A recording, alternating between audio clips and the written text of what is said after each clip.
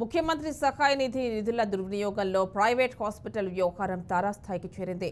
రోగుల అవసరాలను ఆసరా చేసుకుంటున్న ప్రైవేట్ హాస్పిటల్స్ వైద్యం అందించకుండానే నకిలీ బిల్లులు సృష్టించి పెద్ద ఎత్తున సీఎంఆర్ఎఫ్ నిధులను హాస్పిటల్స్ కాజేశాయి.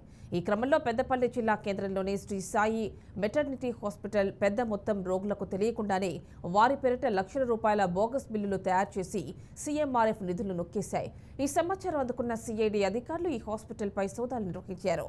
నిధుల దుర్వినియోగం జరిగినట్లు తేలడంతో హాస్పిటల్పై కేసు నమోదు చేసి దర్యాప్తు చేస్తున్నారు. దీనిపై మరిన్ని డీటెయిల్స్ మా కరెస్పాండెంట్ ప్రేమ్ కుమార్ అందిస్తారు.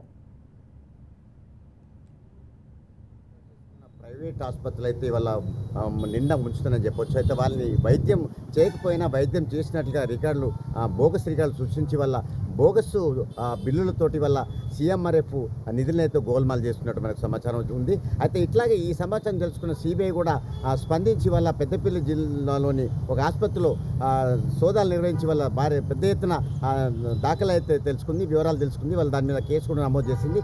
గతంలో కూడా ఇలాగే ఈ ఆసుపత్రి ఇట్లాంటి నకిలీ బిల్లులు సృష్టించి సీఎంఆర్ఎఫ్ నిధులను అయితే కాజేసినట్లు మనకు సమాచారం ఉంది. ఈ మేరకైతే అప్పుడు సిబిఐతో పాటు వాళ్ళు కూడా సందర్శించి అక్కడ సోదాలు నిర్వహించి ఆ నిధుల దుర్వినియోగం పాల్పడినటువంటి వాస్తవాలు తెలుసుకున్న తర్వాత అతన్ని ఆసుపత్రిపై ఆ కేసు నమోదు చేసి కూడా దాన్ని సీజ్ చేసిన సందర్భాలు ఉన్నాయి. తర్వాత కూడా మళ్ళీ రీసెంట్లీ కూడా ఈ మధ్యలో కూడా సిబిఐకి అధికారి వారికి సమాచారం అందడంతో వారు కూడా ఈరోజు నిన్న అక్కడ ఆసుపత్రిని సందర్శించి వాళ్ళ అక్కడ పూర్తి స్థాయిలో సమాచారం సేకరించి వాళ్ళ దాదాపు చాలా మొత్తంలో సీఎంఆర్ఎఫ్ నిధులైతే దుర్వినియోగం చేసినట్లు మనకు తెలియవస్తుంది. దీంతో ఇక్కడ ఏంటంటే సీఎంఆర్ఎఫ్ ఎవరు కూడా వ్యాధి నయం కాకుండా తర్వాత ఒక బెడ్లో జాయిన్ కాకపోయినా ఆ ప్రవేశం లేకపోయినా కూడా ఇవాళ ఆసుపత్రిలో నకిలీ బిల్లు సృష్టించైతే మాత్రం ఇవాళ ఆసుపత్రి నిర్వాహకులు అయితే పెద్ద మొత్తంలో ప్రజాధనాన్ని దుర్వినియోగం చేసినట్లు మనకు తెలియవస్తుంది. దీనిపైన నిన్న జరిగిన సోదాలలో కూడా అక్కడ ఆసుపత్రిపై కేసు నమోదు చేసి వాళ్ళ దాన్ని దర్యాప్తు అయితే కొనసాగుతున్నది. పెద్దపల్లి నియోజకవర్గంలో